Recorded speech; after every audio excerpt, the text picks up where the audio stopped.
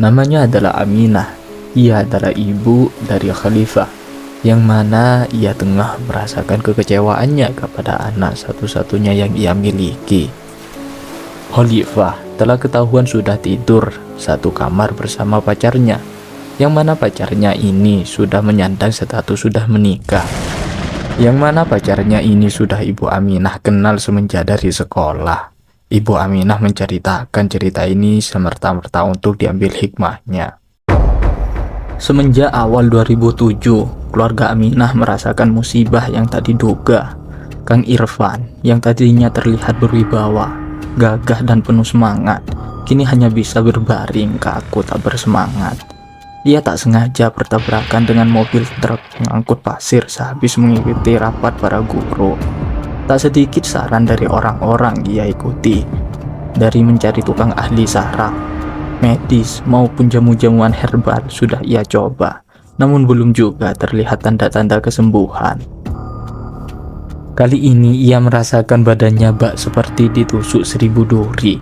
Lantas ia dibawa ke rumah sakit terdekat supaya mendapatkan perawatan medis. Tapi baru 3 hari ia sudah minta pulang. Sebenarnya Aminah mengkhawatirkan keadaan sang suami, karena selalu minta pulang.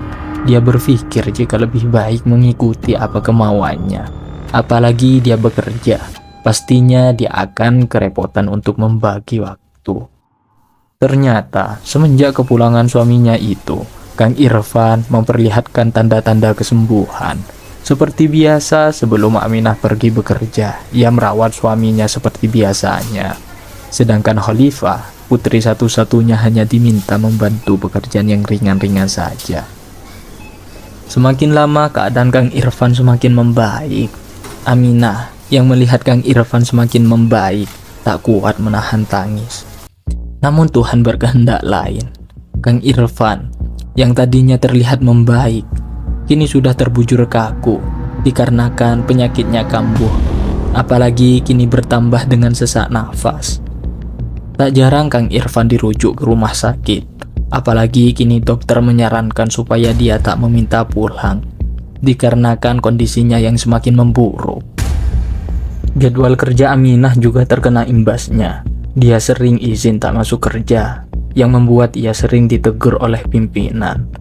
Dia hanya bisa memperjuangkan semua ini, mengharap besok atau lusa akan ada titik terang kepada keluarganya. Namun takdir berkehendak lain. Kang Irfan yang Aminah perjuangkan kesembuhannya, kini sudah meninggalkan ia dengan anaknya. Sekarang ia hidup tanpa suami dan berjuang untuk putrinya. Namun meskipun demikian, Aminah tetap bersemangat untuk memperjuangkan masa depan anaknya.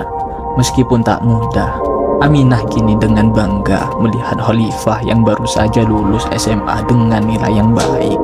Apalagi kini Khalifah meminta kepada ibunya untuk berkuliah.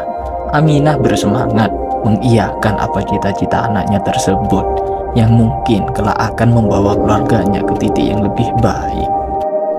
Malam ini seperti malam biasanya, Aminah terbangun untuk bersujud kepada Sang Pencipta dan berdoa untuk kebaikan keluarganya, khususnya kepada Khalifah, supaya diberi kekuatan dan semangat untuk menuntut ilmu. Sehabis selesai sholat, Aminah berjalan ke arah kamar untuk melanjutkan istirahatnya.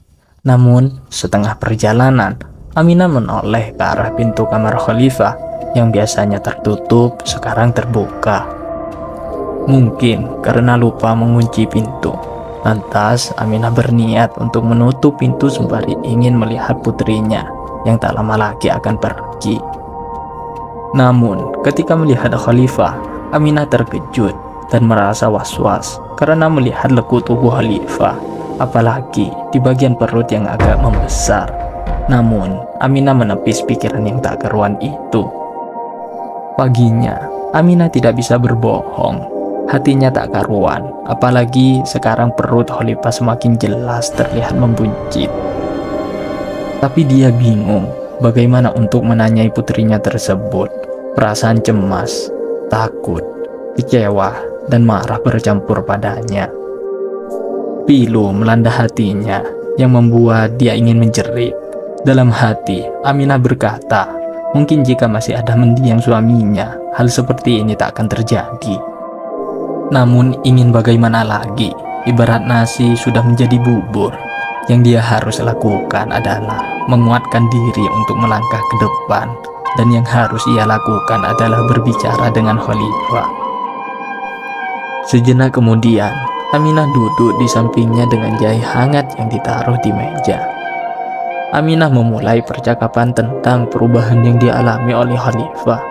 Kegelisahan nampak pada raut wajah Khalifah ketika membahas hal itu, hingga pada akhirnya putrinya mengakui bahwa ia tengah hamil. Dengan menangis pilu, Khalifah bersimpuh meminta maaf.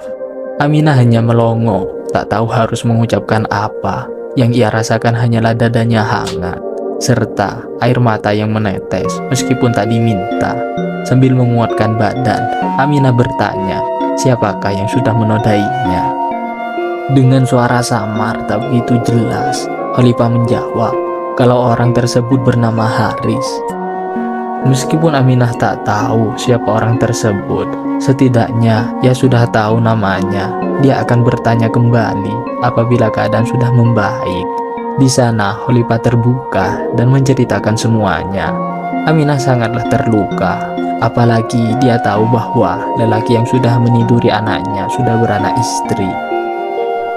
Andai istrinya tahu, apakah dia akan mengizinkan suaminya menikahi anaknya? Di akhir kalimat, Khalifah berkata, ibunya tak usah khawatir bahwa Haris akan bertanggung jawab. Ia juga bertutur bahwa Haris akan datang esok hari. Ternyata perkataan Khalifah bukanlah hisapan jempol semata. Haris datang keesokan harinya. Di sana Aminah hampir tak sadarkan diri. Ternyata lelaki di hadapannya adalah teman sekelasnya di waktu sekolah, yaitu Haris atau yang sering disapa Kinton. Di mata Aminah, Haris seperti om-om yang suka mengiringi para perempuan muda, dan korbannya adalah Khalifah, yaitu anaknya sendiri.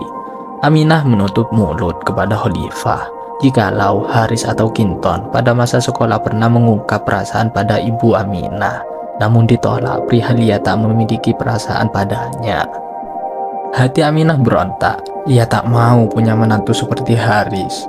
Dia berharap dan meminta kepada Khalifah setelah anak dalam kandungannya sudah keluar untuk segera menyudahi perkawinan dengan Haris. Aminah bertutur, dia tak mau jika anak yang ia besarkan dengan kasih sayang berujung hanya menjadi wanita simpanan. Apalagi cita-cita dan masa depannya masih panjang. Perihal bayinya, Aminah saja yang mengurus.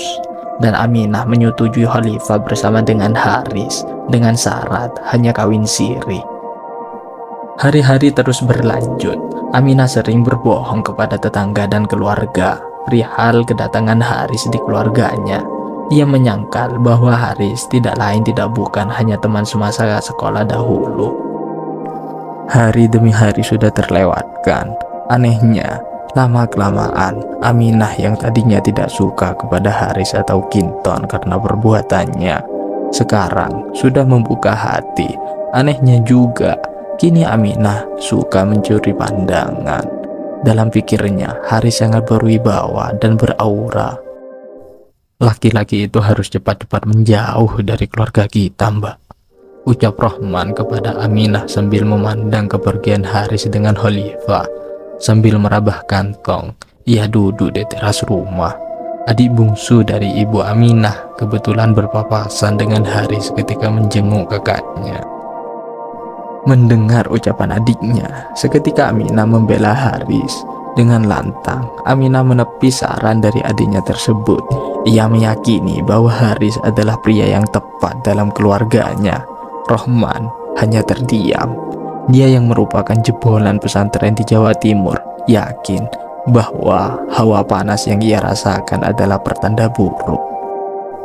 Rohman bukan hanya jebolan pesantren. Rohman juga memiliki ilmu klinik yang tak bisa diremehkan. Hanya saja, ia selama ini tak menampakkannya. Jikapun dibutuhkan, dia hanya membantu teman-temannya atau keluarganya, tak lebih.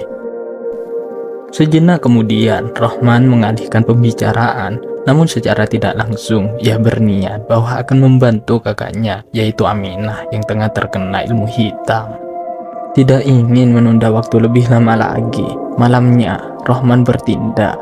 Dia kembali ke rumah Aminah dengan membawa kain putih dan juga membawa beberapa helai daun bidara dan daun kelor yang kemudian ditumbuk halus. Setibanya di sana, Rohman segera pergi ke kamar mandi. Di sana, Rohman berniat untuk mencampurkan barang bawaannya dengan air di bak mandi yang bertujuan jikalau Aminah atau Khalifah bebersihan bisa menghilangkan ilmu hitam yang sudah menyatu dengannya. Dan esok harinya, semua memang berubah seperti orang yang baru sadar dari koma. Khalifah menolak keras kedatangan Haris. Begitu pula dengan Aminah, mereka mengusir Haris dari kediamannya. Tak kuat menahan pilu, ibu anak itu menyesal dan meratapi nasib kenapa hal ini terjadi pada keluarganya. Apalagi Khalifah sekarang sudah hamil tua. Menurut Rohman, Haris sudah menggunakan ilmu pelet untuk mengambil simpati hati Khalifah dan Aminah. Secara terang-terangan, Rohman memberitahukan kalau ilmu yang sudah Haris amalkan adalah ajian Semar Mesem. Rohman pun sekilas memberitahu tentang fungsi dari ajian Semar Mesem tersebut. Semar merupakan nama tokoh dalam pewayangan Punakawan. Ciri khas dari sosoknya perutnya buncit dengan rambut yang memiliki kuncir di depan, serta memiliki warna kulit hitam dan warna mukanya putih. Dalam sejarah, sosok Semar adalah jelmaan dewa yang turun ke bumi, yang menyamar menjadi pelayan atau pembantu. Meskipun sederhana, tapi tidak bisa diremehkan. Dia memiliki kesaktian yang luar biasa. Bahkan, kesaktiannya tiada yang bisa menandingi. Karena kesaktiannya inilah, Semar dijadikan nama kesaktian atau ajian. Di masyarakat, khususnya di daerah Jawa, kata Semar Mesem dijadikan nama dua tuah. Yang pertama, berupa keris Semar Mesem. Yang kedua adalah ajian Semar Mesem. Kegunaan dari keris ialah sebagai simbol atau jimat.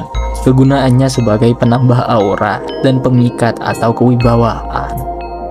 Dikisahkan, sejarah ajian Semar Mesem pertama dimiliki oleh Ki Ageng Pemanahan, yang kala itu untuk salah satu ajian penakluk musuh.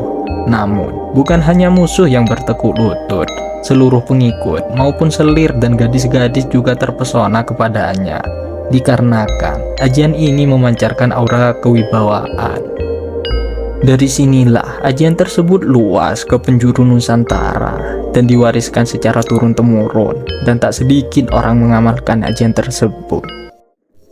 Setelah Khalifah melahirkan anak, putuslah hubungan dengan Haris, dan diketahui juga entah keluarga atau karir Haris mengalami kesialan.